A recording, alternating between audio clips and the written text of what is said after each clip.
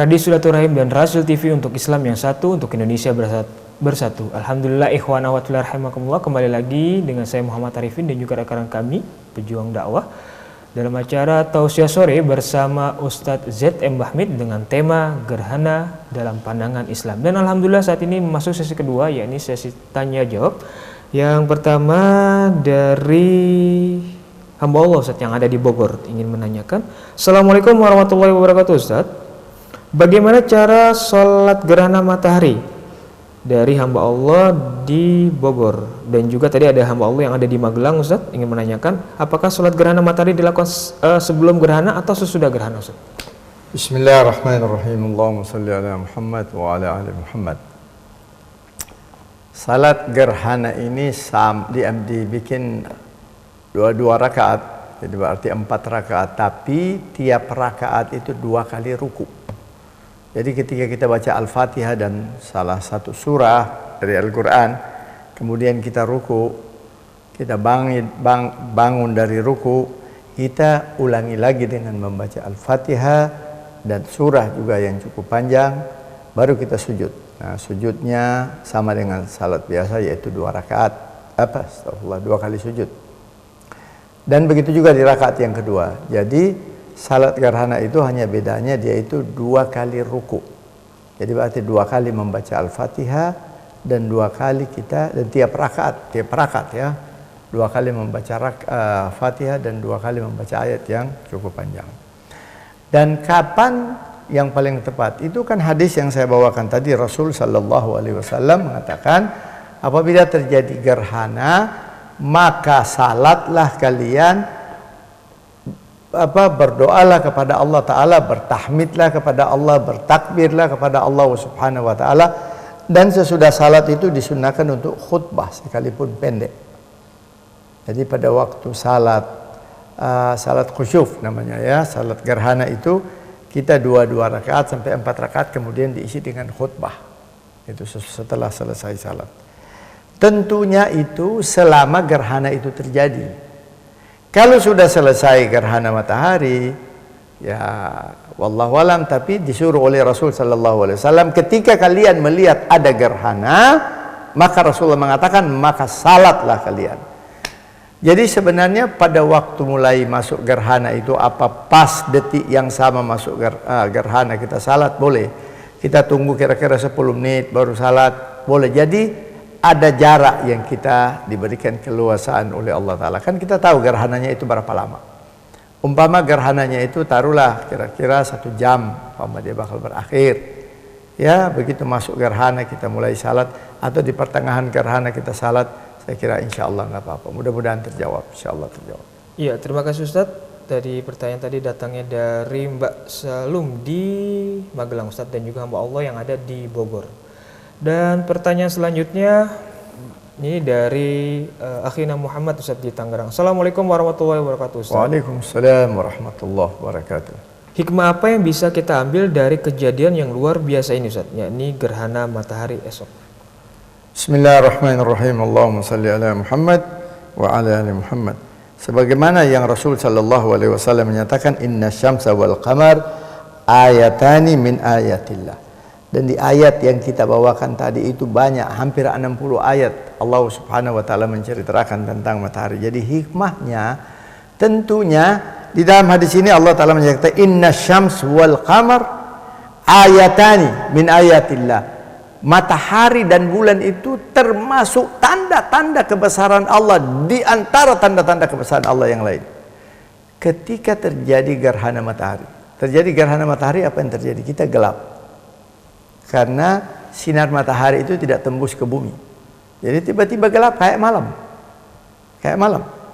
Nah, kadang-kadang ada gerhana yang berbentuk cincin. Jadi masih ada sinar mataharinya masih bisa lolos sedikit.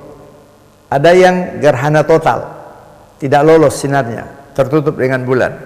Hikmahnya tentunya kita banyak yang kita bisa lihat. Yang pertama, kita bisa lihat bagaimana kebesaran Allah kalau Allah Ta'ala hentikan cahaya matahari. Justru itu kita disuruh banyak bertahmid kepada Allah Ta'ala, bertakbir kepada Allah Subhanahu wa Ta'ala, bersyukur kepada Allah Ta'ala, disuruh bangun untuk salat, disuruh bangkit untuk salat. Dan bukan hal mustahil juga. Allah Ta'ala memberikan peringatan kepada kita. Bagaimana kalau matahari itu sudah tidak diorbitkan lagi oleh Allah Ta'ala, dengan kalimat yang lain akan memasuki yaumul qiyamah.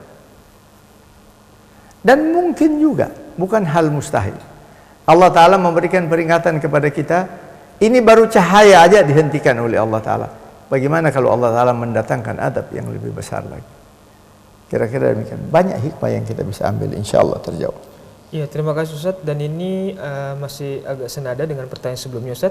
Dari Abu Ridho Ustaz ingin menanyakan, apakah sholat gerhana ini bisa dilakukan berjamaah atau sendiri? Dan juga dari Kang Amsar yang ada di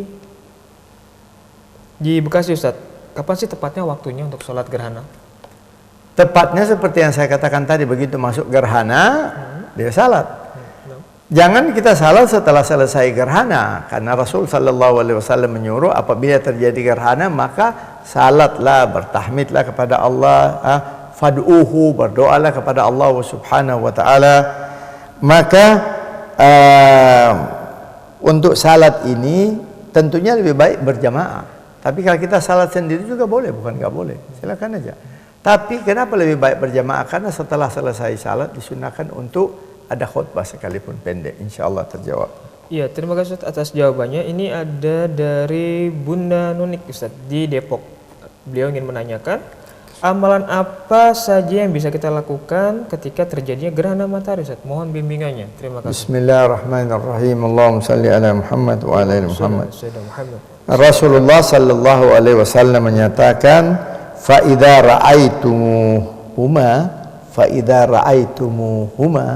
apabila kalian beramai-ramai lihat terjadinya gerhana, Rasul sallallahu alaihi wasallam menyatakan, fasallu fad'ullah, salat dan fad'ullah, bermohonlah kepada Allah Ta'ala, panggillah Allah Ta'ala, berhubunganlah dengan Allah Ta'ala. Jadi amalnya banyak. Apa kita duduk bertasbih kepada Allah, kita bertakbir kepada Allah, kita bertahmid kepada Allah, kita memohon kepada Allah Subhanahu wa taala. Sampai sini Rasulullah menyatakan fasallu fad'ullah. Maka salatlah dan bermohonlah kepada Allah. Panggillah Allah Taala. Kirimkan permohonan kepada Allah Subhanahu wa taala. Kita dalam kehidupan permohonan kepada Allah itu banyak. Banyak kehidupan permohonan kita kepada Allah. Jadi kalau amal yang terbaik pada saat itu, jangan kita hanya habiskan dengan menyetel teropong untuk melihat gerhananya matahari. Kita usahakan untuk pergunakan waktu yang begitu berharga dengan banyak bertahmid kepada Allah Ta'ala. Kira-kira itu amal yang terbaik, itu bertakbir. Wallahu alam, insyaAllah terjawab. Amin, terima kasih Ustaz. Dan ini ada dari hamba Allah yang ada di Sukabumi Ustaz, ingin menanyakan, Assalamualaikum warahmatullahi wabarakatuh Ustaz Enzim Bahmid yang dimuliakan Allah. Apakah gerhana matahari dan juga gerhana bulan itu merupakan peringatan kepada hamba-hamba Allah untuk kembali kepada Allah atas kelalaiannya dan juga yang jauh dari perintah Allah? Mohon penjelasannya Ustaz.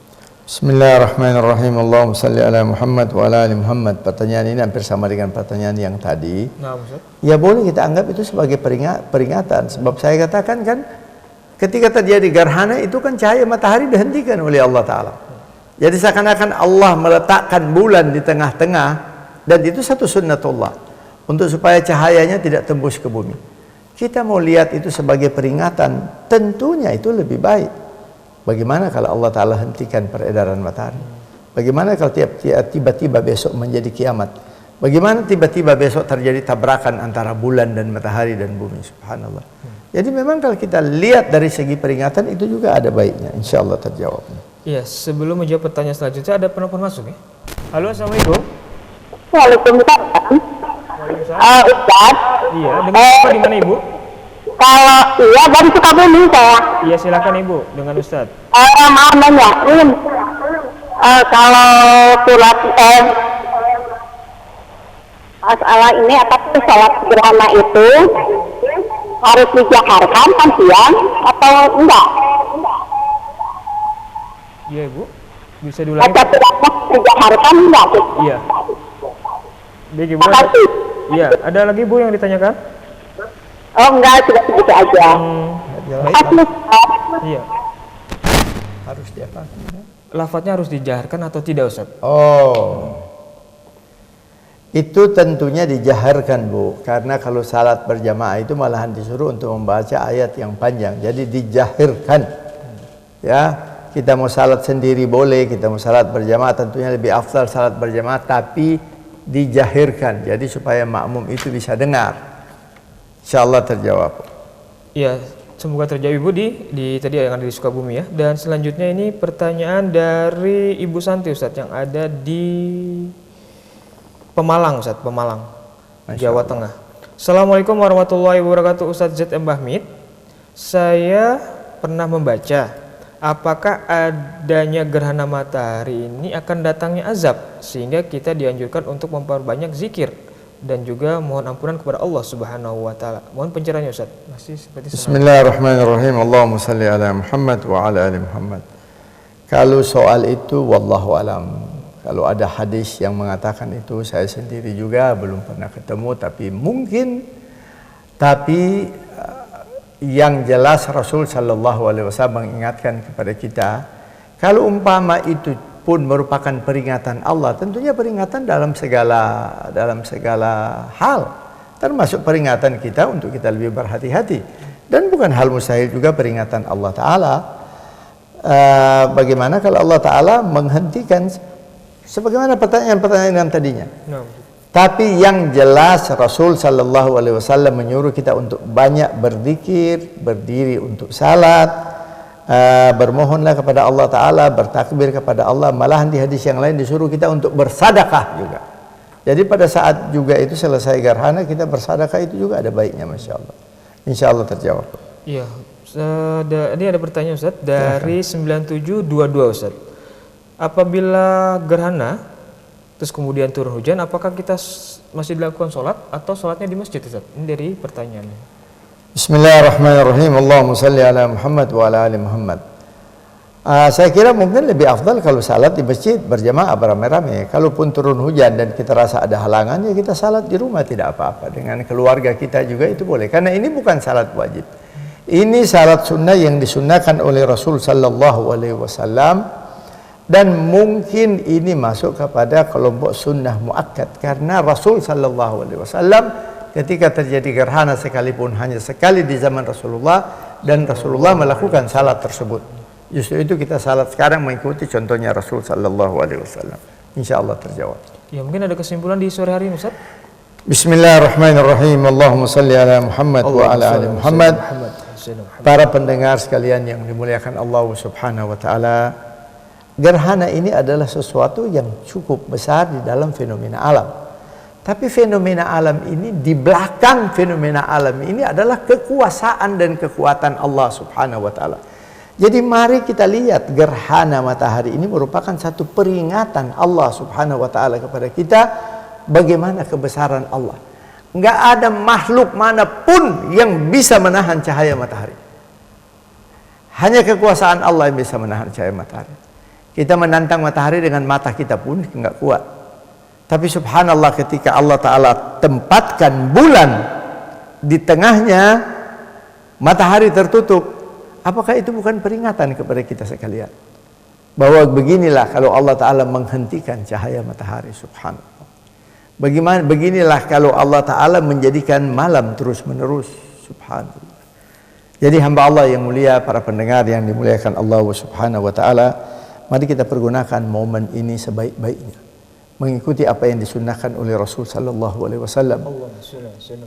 Kita mengharapkan untuk mendapatkan keridhaan Allah yang lebih banyak, petunjuk Allah Subhanahu wa taala yang lebih dicurahkan kepada kita, sehingga kita menjadi hamba-hamba Allah yang mukmin. Amin ya arhamar rahimin. Subhanakallahumma bihamdika asyhadu an la ilaha illallah wa anna Muhammadar Rasulullah, nastaghfiruka wa natubu ilaik. Wassalamualaikum warahmatullahi wabarakatuh. Waalaikumsalam warahmatullahi wabarakatuh. Terima kasih Ustaz atas penjelasannya di sore hari ini. Saya Muhammad Arifin yang bertugas, juga ada Anis, Fajar, Obi, dan juga Atep, dan seluruh kerabat kerja kami, saudara-saudara kami yang ada di daerah, pejuang-pejuang dakwah yang ada di Semarang, Pontianak, Batam, Sukabumi, dan juga Banyuwangi. Subhanakallahumma wa bihamdika asyhadu an la ilaha illa anta astaghfiruka wa atubu ilaik. Assalamualaikum warahmatullahi wabarakatuh.